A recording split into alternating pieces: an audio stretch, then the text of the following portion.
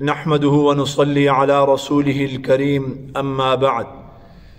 فاذا فرغت فانصب۔ اللہ رب العزت نے اپنے حبیب صلی اللہ علیہ وسلم کو حکم دیا کہ جب آپ ایک عبادت سے فارغ ہو جائیں تو دوسری عبادت کے اندر مشغول ہو جائیں، اور یہی منہج نبوی ہے کہ فرائض کے بعد انسان نوافل اور سنتوں میں مشغول ہو جائے۔ فرض نماز ادا کر دی، اس کے بعد نفل اور سنتیں ادا کی جائیں، اور فرض اور واجب صدقہ زکوٰۃ ادا کر دی، اس کے بعد نفلی صدقات کے اندر انسان لگ جائے۔ اسی طریقے سے جب آپ نے فرض روزے رکھ لیے تو اس کے بعد نفلی روزوں کے اندر انسان اپنے آپ کو مشغول کر لے، تاکہ اللہ رب العزت کے ساتھ جو تعلق بنا تھا اس کے اندر کمی نہ آئے بلکہ وہ مزید مضبوط ہو۔ ایسا نہ ہو کہ انسان رمضان مبارک میں تو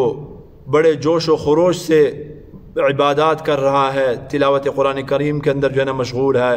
اور سارے روزے جو ہے نا اس نے رکھے ہیں، لیکن جیسے ہی عید ہوئی، شوال کا چاند نظر آیا تو سب کچھ جو ہے نا وہ ٹھپ کر دیا۔ جس طرح کہ ہم اور آپ دیکھتے ہیں مسجدیں عید والے دن جو ہے نا وہ رونے کا منظر پیش کر رہی ہوتی ہیں اور نمازیوں کو ترس رہی ہوتی ہیں۔ ایک دن پہلے تک صفیں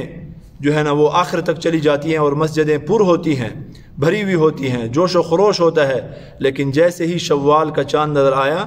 تو اس کے بعد جو ہے نا مسجدیں خالی ہو جاتی ہیں۔ تو یہ نہیں ہونا چاہیے، اسی لیے شوال کے 6 روزے جو ہے نا اللہ کے رسول صلی اللہ علیہ وسلم نے فرمایا کہ یہ رکھے جائیں۔ چنانچہ صحیح حدیث ہے، اور بخاری شریف کے علاوہ جتنی بھی حدیث کی کتابیں ہیں، صحیح مسلم سمیت تمام کتابوں کے اندر صحیح سند کے ساتھ اس کو نقل کیا ہے کہ من صام رمضان ثم اتبعه 6 من شوال فكأنما صام الدهر كله، کہ جس انسان نے رمضان کے روزے رکھ لیے اور اس کے بعد 6 مزید روزے جو ہے نا شوال کے رکھے تو وہ ایسا ہے جیسے کہ اس نے پورے سال اور پوری زندگی روزے رکھ لیے۔ یعنی اگر ہر سال وہ اس طرح کر رہا ہے تو گویا کہ اس نے پوری زندگی ہمیشہ ہر دن روزہ رکھا ہے۔ اس لیے کہ من جاء بالحسنۃ فلہ 10 امثالها، کہ ایک نیکی کے بدلے میں اللہ رب العزت جو ہے نا وہ 10 گنا عطا فرماتے ہیں۔ ایک نیکی کا بدلہ 10 گنا، تو ایک روزے کا بدلہ اللہ رب العزت 10 روزوں کے برابر عطا فرماتے ہیں۔ تو پورے ایک مہینے کے جو 30 روزے ہیں وہ 10 مہینوں کے برابر ہو گئے، اور پھر یہ کہ جو 6 روزے ہیں وہ 2 مہینوں کے برابر ہو گئے، تو گویا پورا سال روزے رکھے، اور پھر اگر ہر سال رکھ رہا ہے تو گویا کہ اس نے پوری عمر جو ہے نا اور عمر کا ہر دن روزے میں گزارا۔ تو اللہ رب العزت جو ہے نا کتنا نوازنا چاہتے ہیں ہمیں۔ تو میرے محترم دوستو، ان روزوں کا اہتمام کرنا چاہیے۔ اللہ رب العزت ہم سب کو یہ روزے رکھنے کی توفیق نصیب فرمائے، اور یہی سلف صالحین کا طریقہ رہا ہے کہ انہوں نے ان روزوں کا باقاعدہ اہتمام فرمایا ہے۔ اور یہ جو نفلی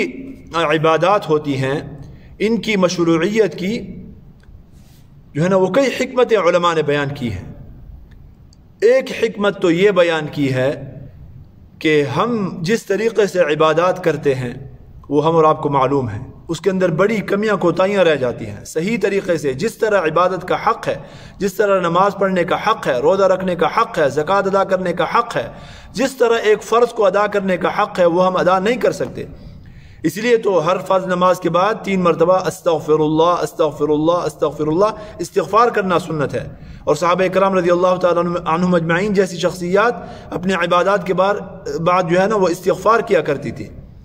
تو یہ جو کمی کوتاہی رہ جاتی ہے اس کو پورا کرنے کے لیے نفلی عبادات کا اہتمام کرایا جاتا ہے، تاکہ وہ کمی کوتاہی جو ہے نا وہ پوری ہو جائے اور اس کی کچھ نہ کچھ تلافی ہو جائے۔ اور دوسری حکمت یہ ہے کہ فرائض کے ذریعے انسان اللہ رب العزت کا قرب حاصل کرتا ہے، جس طرح کہ حدیث کے اندر بھی آتا ہے کہ بندہ، صحیح حدیث ہے اور حدیث قدسی ہے کہ بندہ فرائض کے ذریعے جو ہے نا میرا قرب حاصل کرتا ہے، اور پھر نوافل کے ذریعے میرا قرب حاصل کرتا رہتا ہے، اتنا قرب حاصل کرتا ہے کہ میں اس سے پھر محبت کرنے لگ جاتا ہوں. اور جب میں اس سے فَإِذَا أَحْبَبْتُهُ كُنْتُ سَمْعَهُ الَّذِي يَسْمَعُ بِهِ إِلَى آخِرِهِ. اس طرح کی حدیث ہے کہ جب میں اس سے محبت کرنا شروع ہو جاتا ہوں تو پھر میں اس کا کان بن جاتا ہوں جس سے وہ سنتا ہے، اس کی آنکھ بن جاتا ہوں جس سے وہ جو ہے وہ دیکھتا ہے، اس کا ہاتھ بن جاتا ہوں جس سے وہ پکڑتا ہے، اس کا پاؤں بن جاتا ہوں جس سے وہ چلتا ہے.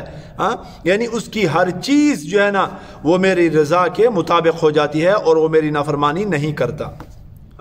اس لیے کہ وہ میرا محبوب بن جاتا ہے نوافل کے ذریعے. تو فرض کے ذریعے اللہ رب العزت کا قرب حاصل ہوتا ہے، اور انسان جب نوافل کا اہتمام کرتا ہے، چاہے وہ نفل روزے ہوں، چاہے وہ نفلی صدقات ہوں، چاہے وہ نفلی جو ہے نا وہ نمازیں ہوں، تو اس کے ذریعے اللہ رب العزت کا محبوب بن جاتا ہے. اور جب اللہ رب العزت کے محبوب ہونے کا درجہ انسان کو حاصل ہو جاتا ہے تو اللہ کا محبوب جو ہے نا اللہ کی نافرمانیوں کے قریب نہیں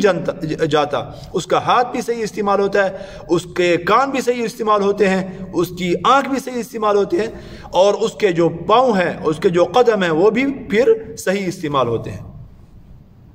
تو یہ ایک حکمت ہے. اور ایک اور حکمت یہ ہے کہ ہم اور آپ گناہگار ہیں، ہمارے پاس جو ہے نا گناہوں کے کتنے ڈھیر ہیں. تو آپ کو پتہ ہے کہ یہ جو چھوٹے چھوٹے اعمال ہیں ان کے ثواب بہت زیادہ ہیں.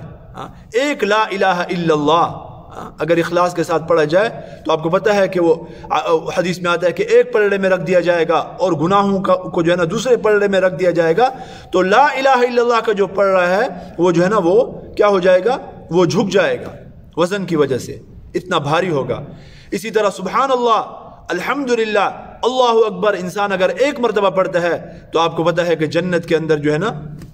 آپ صلی اللہ علیہ وسلم نے فرمایا کہ اس کے لیے جو ہے نا وہ درخت لگ جاتے ہیں، اور ایک درخت کا سایہ جو ہے نا وہ کتنا بڑا ہوتا ہے. تو اس لیے میرے محترم دوستو ایک حکمت یہ ہے کہ ان عبادات کا، نفلی عبادات کا اہتمام کریں تاکہ ہمارے پاس جو ہے نا وہ اجر کا اور ثواب کا کافی ذخیرہ موجود ہو، کہ اگر گناہوں کے ہمارے پاس انبار ہیں تو دوسری طرف نیکیوں کے انبار بھی ہوں اور ہماری نیکیاں جو ہے نا گناہوں سے بڑھ جائیں. اور میرے محترم دوستو علماء فرماتے ہیں کہ اعمال کی قبولیت کا بھی یہ اثر ہوتا ہے کہ انسان کو ایک نیک عمل کے بعد دوسرے نیک عمل کی توفیق ہو جاتی ہے. یہ اس کی نشانی بھی ہوتی ہے. بلکہ بعض علماء نے من جاء بالحسنۃ فلہ خیر منہا، قرآن کریم کی جو یہ آیت ہے اس کی جو تفسیر ہے اس کے اندر یہ لکھا ہے کہ آپ نے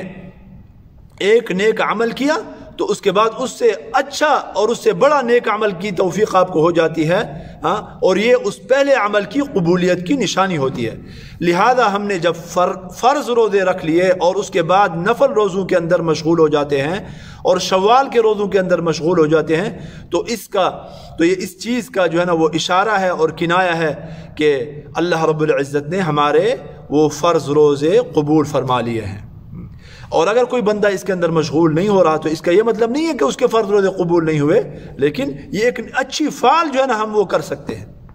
تو اللہ رب العزت ہمیں ان کا اہتمام کرنے کی جو ہے نا وہ توفیق عطا فرمائے. وآخر دعوانا ان الحمد للہ رب العالمین.